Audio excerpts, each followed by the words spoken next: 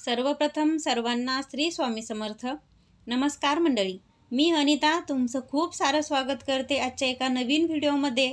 तर मंडळी, ज्योतिषशास्त्रानुसार घरात सकारात्मक वातावरण असणे खूप गरजेचे असते. काही गोष्टी पाळणे कठीण जरी असल्या तरी त्या पाळल्या गेल्या पाहिजेत हे आपल्या हातात असतं. आपल्या कुटुंबाच्या भल्यासाठी आणि विकासासाठी आपल्याला काही नियमांचे पालन करणे खूप गरजेचे असते. पहा, आपण घराचे बांधकाम करताना जरी वास्तुशास्त्रानुसार दिशा आणि वस्तूंचे व्यवस्थापन केलेले असेल तरी जेव्हा आपण त्या घरात राहूनही काही नियम न पाळल्यास आपण गरिबीला आमंत्रण देत असतो आणि हळूहळू कंगालीकडे वाटचाल आपली होऊ शकते. सायंकाळच्या वेळी म्हणजेच सूर्यास्ताच्या वेळी काही गोष्टी केल्या तर त्याचे दुष्परिणाम होतात असे शास्त्र आपल्याला सांगतं. जी महिला किंवा पुरुष सायंकाळच्या वेळी ही कामे करतात त्या घराला वास्तुदोषाने घेरले जाते. आपल्या सायंकाळी सूर्यास्ताच्या वेळी केलेल्या चुका घरातील आर्थिक संपन्नता आणि आयु आणि आरोग्याला बाधा पोचवतात. सूर्यास्ताच्या वेळी अशी काही कामे आहेत की ते करू नका असं आपल्याला आपले पूर्वज, आजी आजोबा असे नेहमी सांगतात. पण आपण त्यांच्या बोलण्याकडे दुर्लक्ष करतो.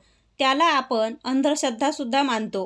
आजकालची पिढी जरी आपण खूप सुशिक्षित असलो तरीसुद्धा पूर्वीच्या सर्व आपले जे पूर्वजांनी जे नियम बनवलेले आहेत त्यांना शास्त्रीय कारणसुद्धा आहे.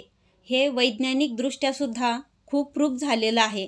तेव्हा आपण आपल्या वडीलधाऱ्या माणसांची प्रत्येक गोष्ट ऐकली पाहिजे. कारण पूर्वीच्या प्रत्येक नियमामागे आपलं विज्ञानसुद्धा लपलेलं आहे. त्यामुळे आपण या नियमांचे पालन न केल्याने त्याचे वाईट परिणाम आपण भोगत असतो. चला तर पाहूया की अशी कोणती कामे आहेत की ती आपण सूर्यास्ताच्या वेळी करायची नाही आहेत. व्हिडिओला सुरुवात करण्यापूर्वी जर तुम्ही चॅनलवर नवीन असाल तर सबस्क्राईब करा आणि शेजारच्या बेल आयकॉनवरही क्लिक करा, म्हणजे तुम्हाला असेच नवनवीन व्हिडिओ सर्वात आधी पाहायला मिळेल. आणि मित्रांनो, जर तुम्हाला व्हिडिओ आवडला तर एक लाईक जरूर करा, कारण तुमचं एक लाईक मला मोटिवेट करत असतो. म्हणजेच या प्रकारचे आणखी मी व्हिडिओ तुमच्यासाठी घेऊन येईन. आणि व्हिडिओ पाहत असताना तुम्ही कमेंटमध्ये लिहा श्री स्वामी समर्थ. चला तर मंडळी, व्हिडिओला सुरुवात करूयात. सर्वात पहिलं तर लक्ष्मी मातेची कृपा सदैव तुमच्यावर राहावी हीच शुभकामना करते. तर मंडळी, सर्वात पहिलं काम तुम्हाला सायंकाळच्या वेळी टाळायचं आहे ते म्हणजे तुम्ही दिवा लागण्याच्या वेळी घरात तसेच अंगणात झाडून घ्यायचं नाही. शास्त्रानुसार सायंकाळी आपल्या मुख्य दरवाजामध्ये महालक्ष्मीचं आगमन होत असतं. त्यामुळे आपण सूर्यास्तानंतर घरात कधीही झाडू मारायचा नाही, कारण झाडू मारल्याने लक्ष्मी मातेचा अपमान होतो. त्यामुळे लक्ष्मी माता आपल्या घराकडे पाठ फिरवते आणि आपल्या घरात दरिद्री वास करते. त्याचा परिणाम घरात पैशाला पैसा लागत नाही, उद्योगधंद्यात वाढ होत नाही, घरात नेहमी आजारपण येतं आणि खूप काही कष्ट करूनही घरातून गरिबी सुटत नाही. आपण जर असं नेहमी करत असू तर कितीही पूजा अर्चा केली किंवा कितीही लक्ष्मी मातेची विनवणी केली तरी आपल्यावर लक्ष्मी माता प्रसन्न होत नाही. त्यामुळे लक्ष्मी मातेची कृपा आपल्यावर राहत नाही. त्यामुळे तिन्ही सांजेला कधीही झाडू मारू नका. त्यानंतरचं दुसरं काम म्हणजे खरं तर सायंकाळी दारं खिडक्या उघडे ठेवण्याची आपल्या हिंदू धर्मामध्ये प्रथा, परंपरा पूर्वापार चालत आलेली आहे. त्याचे कारण देखील विशेष आहे. परंतु अलीकडे खूप काही लोक तिन्ही सांजेला घरात मच्छर कीटक येतात म्हणून अनेक जण दरवाजा खिडकी बंद ठेवतात. परंतु या काळात घराचा मुख्य दरवाजा बंद ठेवू नये असं आपल्याला शास्त्र सांगतं. लक्ष्मी घरात येण्याची ही वेळ असते. यामुळे दरवाजा बंद असेल तर लक्ष्मी माता घरात प्रवेश करत नाही. शिवाय घरात सकारात्मक वातावरण देखील राहत नाही. परिणामी घरात नकारात्मक शक्तीला वाव भेटतो. त्यामुळे घरातील हवा नेहमी खेळती असावी. त्यानंतरचं सर्वात महत्त्वाचं काम म्हणजे आपल्याला ते चुकूनही करायचं नाही, पण आपल्या हातून नेहमीच ते कळत नकळत होत असतं. बघा, आपली वडीलधारी माणसं नेहमी आपल्याला सांगत असतात की तिन्ही सांजेला झोपू नको. घरातील मोठी माणसे म्हणतात की तिन्ही सांजेला काय लोळत पडली आहे, उठून बस, असं आपण नेहमी ऐकत असतो.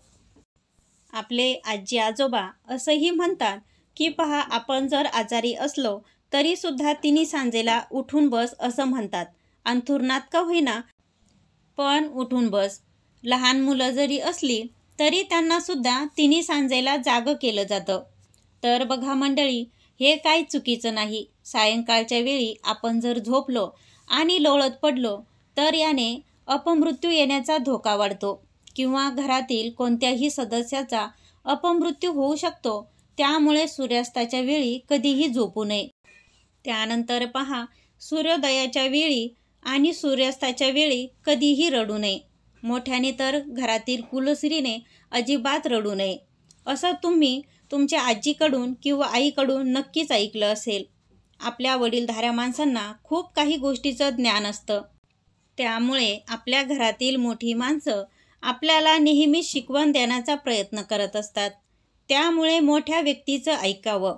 आपण जर सूर्यास्ताच्या वेळी रडलो तर घरामधल्या सदस्यांसोबत दुःखद घटना घडून येण्याचे योग बनतात किंवा घरातील सदस्यांचा मृत्यूसुद्धा होऊ शकतो. त्यामुळे सायंकाळी कधीही रडू नये. आता तुम्ही म्हणाल की काही एकदा रडल्याने लगेच असं घडणार आहे का? हे नाही. हे जे मी नियम सांगते, जर तुमच्या घरात हे वारंवार रोज अशा घटना जर घडत असतील तर त्या थांबवा.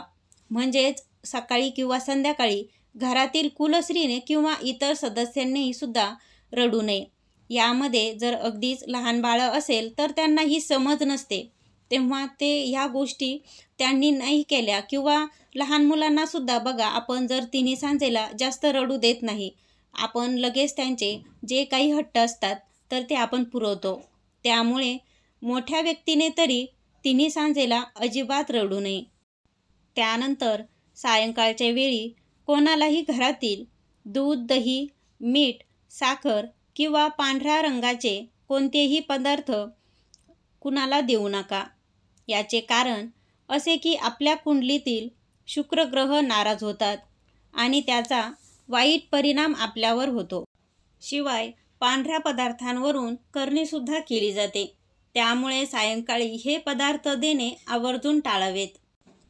त्यानंतर ज्योतिषशास्त्रानुसार सायंकाळच्या वेळी म्हणजेच सूर्यास्ताच्या वेळी किंवा सूर्यास्तानंतर कोणालाही उधारीवर पैसे देऊ नका किंवा कोणाकडून पैसे उधारसुद्धा घेऊ नका. कारण असं म्हटलं जातं की सायंकाळच्या वेळी दिलेले पैसे परत तुम्हाला मिळत नाहीत.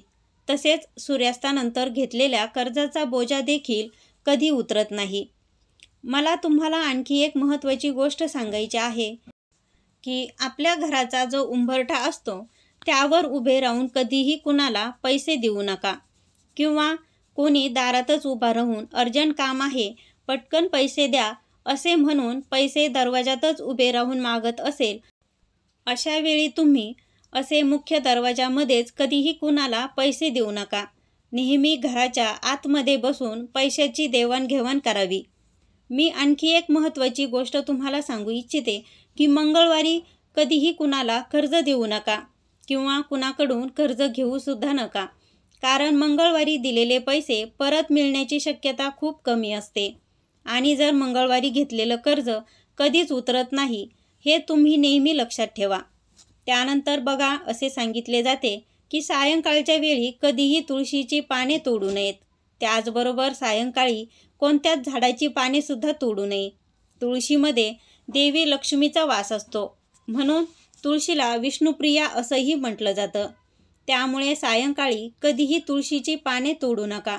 असं केल्याने भगवान विष्णू नाराज होतात.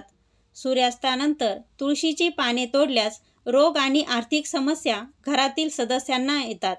त्यामुळे सायंकाळी तुळशीची पाने चुकूनही तोडू नका. मी तुम्हाला आणखी एक महत्त्वाचं सांगेन की तुळशीसमोर तुपाचा दिवा लावायचा. असं केल्याने आपल्यावर लक्ष्मी मातेचा कृपा आशीर्वाद आपल्या कुटुंबावर राहतो. त्याचबरोबर मंडळी, मी तुम्हाला आणखी एक महत्त्वाची गोष्ट सांगेन की सूर्यास्तानंतर चुकूनही तुळशीला पाणी घालू नका. कारण सायंकाळी तुळशीला पाणी घातल्याने घरात अलक्ष्मीचा वास होतो, म्हणजेच दरिद्रीचा वास होतो. परिणामी घरात सुखसमृद्धी राहत नाही.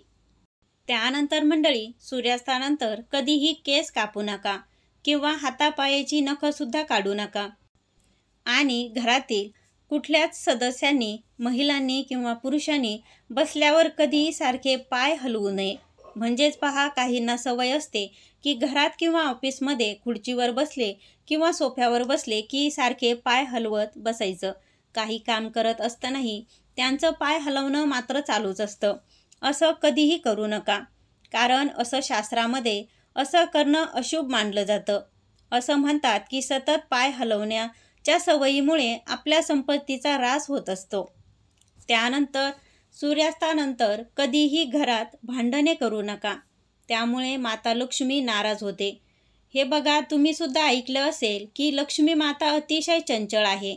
लक्ष्मी मातेला स्थिर करणं अतिशय कठीण काम आहे. त्यामुळे लक्ष्मी मातेला घरात नेहमी आनंदी आणि हसतं-खेळतं वातावरण अतिशय आवडतं. जर घरामध्ये अशी आपण सारखीच वादविवाद, भांडणे, मोठ्या आवाजात बोलणे, रडणे असं केलं तर लक्ष्मी माता अशा घरामध्ये कधीच वास करत नाही. त्यामुळे लक्ष्मी माता नाराज होते. त्यामुळे कंगाली आणि गरिबी घेरण्यास सुरुवात होते. तसेच सायंकाळच्या वेळी कोणी गरीब व्यक्ती जर आपल्या दरवाजावर आला तर त्याला रिकाम्या हाती कधी माघारी पाठवू नका. आपल्या ऐपतीनुसार काही ना काही अवश्य द्या. शक्य असल्यास दारी आलेल्या एखाद्या गरीब व्यक्तीला किंवा आपल्या दारी आलेल्या म्हाताऱ्या भिकाऱ्याला किंवा गरीब अपंग व्यक्तीला जेवण द्या. असं केल्याने माता लक्ष्मी प्रसन्न होते आणि आपल्या घरात धनधान्याची कधीच कमी भासत नाही. त्यानंतर सायंकाळी सूर्यास्ताच्या नंतर कपडे धुणे अशुभ मानले जातं. एवढंच नाही तर असं म्हटलं जातं की सायंकाळच्या नंतर कपडे घराबाहेर आपण जर वाळवायला घातले, सुकायला घातले, हे चुकीचे मानले जाते. असं केल्याने आकाशातील सर्व नकारात्मक ऊर्जा कपड्यामध्ये प्रवेश करते, असे शास्त्रानुसार म्हटलं जातं. त्यानंतर सूर्यास्तानंतर म्हणजेच रात्रीच्या वेळी कधीही अन्न किंवा पाणी उघडे ठेवू नका. ते नेहमी झाकून ठेवावे. या गोष्टी उघड्याच राहिल्यास नकारात्मक ऊर्जा त्यात शोषली जाते. त्यामुळे ते अन्न आणि पाणी खाल्ल्याने व्यक्ती आजारी पडू शकतो, असं म्हटलं जातं. त्यानंतर पहा मंडळी, सूर्यास्तानंतर दही खाणेसुद्धा वर्ज्य मानलं गेलं आहे. त्यानंतर रात्रीच्या वेळी कधीही आरशात पाहू नये. त्याचबरोबर सकाळी उठल्या उठल्या कधीही आरशात पाहू नये. सकाळी उठल्या उठल्या आपण आपल्या तळहाताचं दर्शन घ्यावं.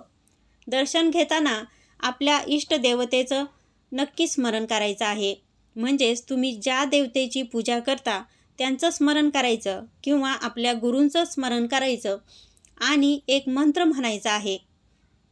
आपल्या तळहाताकडे बघत बघत आपल्याला आपल्या इष्टदेवतेचं स्मरण करत हा एक मंत्र म्हणायचा आहे.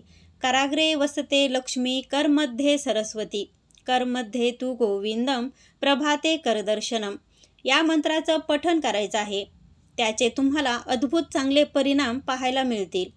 मी जे तुम्हाला सांगितलं की सूर्यास्ताच्या वेळी ज्या गोष्टी करायच्या नाही, हे जर तुम्ही नियम पाळले तर लक्ष्मी माता तुमच्या घरात अखंड वास करेल आणि कधीही तुमचं घर सोडून जाणार नाही. तर मंडळी, आजचा व्हिडिओ तुम्हाला कसा वाटला हे मला कमेंटद्वारे नक्की सांगा. आणि असे नवनवीन माहितीपूर्ण व्हिडिओ पाहण्यासाठी आजच चॅनलला सबस्क्राईब करा. भेटूया पुन्हा नवीन माहितीबरोबर. तोपर्यंत श्री स्वामी समर्थ.